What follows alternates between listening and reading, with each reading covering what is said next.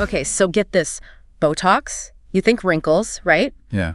But it's so much more than that, especially in ophthalmology. Oh, absolutely. It's come a long way. We're talking a deep dive today, its whole journey, from how it even started to all the things it can do now. You know, you sent over that review from the Indian Journal of Ophthalmology. Yeah. It's amazing how much it covers. It really shows you, huh? How far we've come. At least 26 conditions, 6 specialties, but get this, it started in ophthalmology, not like cosmetics. That always surprises people. Back in the 70s, it was all about strabismus. Really? Wow. Dr. Alan Scott, he saw it, BO-NT, that's what we call it, formerly, botulinum's toxin. He knew it could stop those muscle contractions we couldn't control. Strabismus, that was huge back then. Surgery glasses, nothing is precise. Game changer. One discovery changes everything.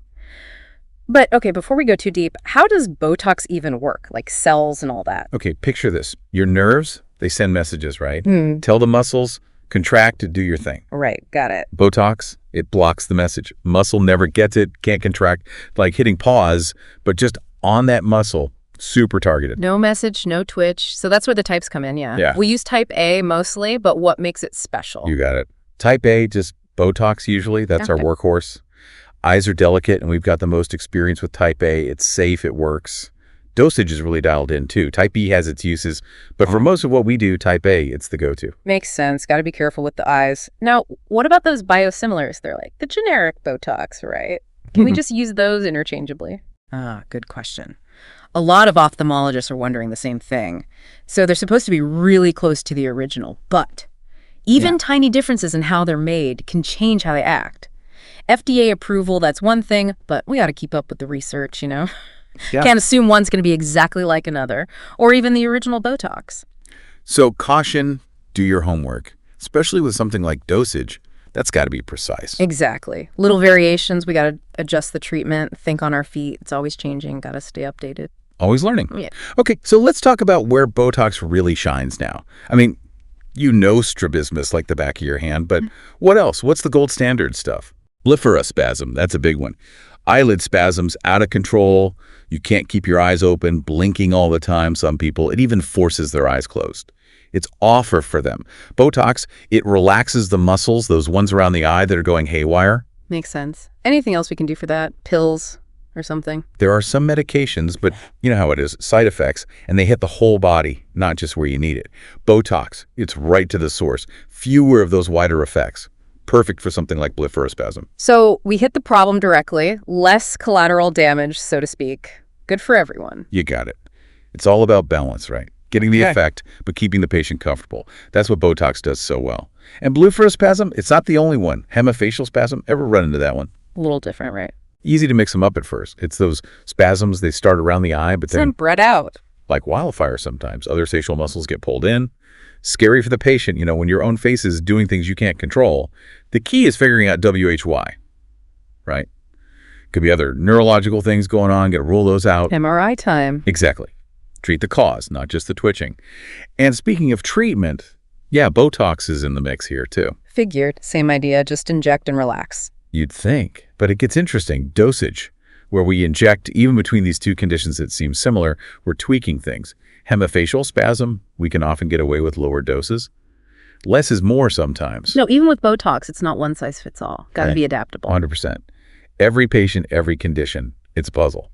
And that goes for crocodile tear syndrome too. Have you heard of that one? Okay, now that name, you got TA. Tell me about that. What is that, seriously? The name is worse than the condition, I promise. It's all about those nerves getting their wires crossed. Instead of tears when you're emotional, it's when you eat. Wait, so you're just having dinner and suddenly... Waterworks. Tears just start flowing. Body signals got mixed up somehow. Used to be surgery was the only option. Can you imagine? Intense. So Botox, it's the less intense solution now. Since the late 90s, yep. Right into the lacrimal gland, that's where the tears are made. Botox goes in, calms things down. Elegant. Straight into the tear gland. That sounds tricky. Are there any special techniques or anything for that? We've gotten good at it. Transconjunctival approach, usually. Through the conjunctiva, right to the source. Minimally invasive, but super precise. That's how far we've come. Amazing what we can do now. So Botox, It's not always about stopping muscles, is it? Sometimes it's about protecting things, like with protective ptosis, right? You're picking up on it. Ptosis, that drooping eyelid, usually we're trying to fix that, but Not sometimes you want it droopy. think about Bell's palsy. Facial nerve is messed up. Eyelid can't close right. Cornea is exposed. That's bad news. Exactly. Drying out, getting irritated, could even get damaged. Botox to the rescue. Levator palpebrae superioris, that's the muscle that lifts the lid. We hit that with Botox. Eyelid gets a little heavy, covers up the eye, gives it a break. Controlled ptosis. Way better than the old way. Tarsorography, stitching the eyelids together. Ouch. So, same drug, totally different goal. It's all about knowing how those muscles work. And how to fine-tune them. We're like mechanics for the eye sometimes. Speaking of which, spastic entropion. That's where the eyelid itself is the problem. Turning inward, right. Eyelashes rubbing on the cornea. Not fun. Botox can be a real lifesaver. Well, eye saver, I guess. Surgery is usually the answer, but Botox can buy us time, especially older patients. Maybe they're not healthy enough for surgery right away. So it's like a bridge. Keeps things from getting worse until you can fix it for good. Exactly. Gives us options, and options are good. Now, thyroid eye disease, that's a whole other beast. That's a tough one. So many things going on at once. Inflammation, muscles going wonky. Those poor patients, they get that stare, the eyelids pull back. It's got to be hard on them people staring. It's not just how it looks. Eyelids don't close right. Eyes dry out, more risk for the cornea. Botox lets us target those specific muscles, the ones pulling things too tight. Relax them, let the eyelids come back down, protect the eye. Makes sense. And it can help avoid surgery sometimes, or at least makes the surgery easier later on. Okay, 2 more things I got to ask about from the article. Convergence spasm and nystagmus. What's going on with convergence spasm? Think of it like your eyes are stuck on zoom-in mode. Can't see anything far away. Everything's close up, even when it's not. Eyes turn in too much, focusing gets messed up, pupils go small. Botox, it used to be all about the medial rectus muscle. That's the one that pulls the eye inward. Weaken it a bit, stop the pulling. Makes sense. But now we're finding those injections around the eye. Like for blepharospasm, they can work too. It's more about the whole system, not just one muscle. Fascinating. Still learning new things, even after all this time. Always something new. Which brings us to nystagmus. That's a real challenge. The shaky eyes, right? I can't imagine trying to see with that going on. It's like the world never stops moving, back and forth, up and down, really throws off your vision. No easy fix for this one, sadly. Botox, it's been tried. The idea is to calm down those jumpy muscles. So similar idea to the other spasms, just quiet things down. Exactly. But Yeah. results are mixed, works for some people, not so much for others. And side effects, those are always a possibility. We've got to be honest about that. Sounds like a case-by-case thing. Weigh the pros and cons carefully. Shared decision-making, that's the key. Patient needs to know what they're getting into, good and bad. Absolutely. Now, before we jump into side effects, you mentioned some really cool stuff coming down the pipeline for Botox in ophthalmology. Longer-lasting formulas, different ways of giving it. What's got you excited? Oh man, where do I even start? Imagine fewer injections for our patients.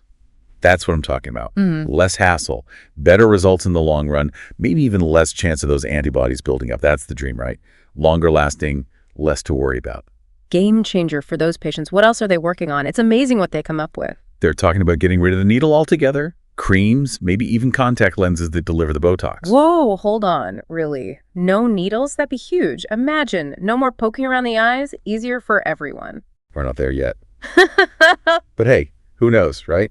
That's what I love about this field. Always something new and exciting. Botox, it's not going anywhere, that's for sure. Always evolving. Okay, but let's talk about the, I guess, less fun stuff, the side effects. We've talked about all the good stuff, but gotta be realistic, nothing's perfect, right? What should we be looking out for, especially if we're just starting to use Botox more in our practice? Good point. Got to keep it real. For the most part, Botox is safe, especially in skilled hands. But yeah, little things can happen. Got to prepare our patients for that. Bruising, that's common, especially if they're on blood thinners. INR check every time, especially if they're on warfarin.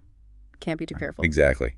And this one's not a surprise, but ptosis, the drooping eyelid, even when we're not doing it on purpose, it can happen, especially near the eyelids, obviously.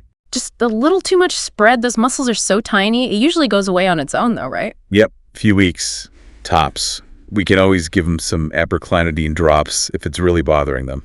A little pick-me-up for the eyelids. Yeah. Now, this one always makes people nervous. Double vision. Doesn't happen often, thank goodness, but still. Gotta be ready for it. Absolutely. I tell my patients up front, it's rare, but it can happen. And if it does, it'll go away, usually within a few weeks as the Botox wears off. No permanent damage. Just got to reassure them. And of course, we're always making sure it's not something else causing it, just to be safe. Better safe than sorry. Always. Can't be too cautious with these things. Exactly. Okay, before we wrap this up, gotta talk about this whole stomach Botox thing for weight loss.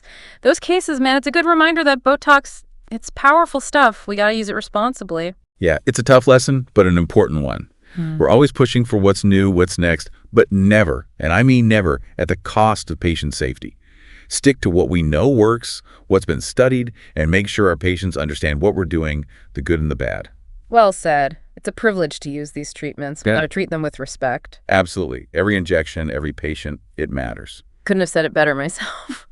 Well, that about wraps up our deep dive on Botox in ophthalmology. From treating crossed eyes to, who knows, maybe someday even erasing wrinkles with contact lenses, it's an exciting time. To our listeners, thank you for joining us. Keep those brains engaged, and we'll see you on the next deep dive.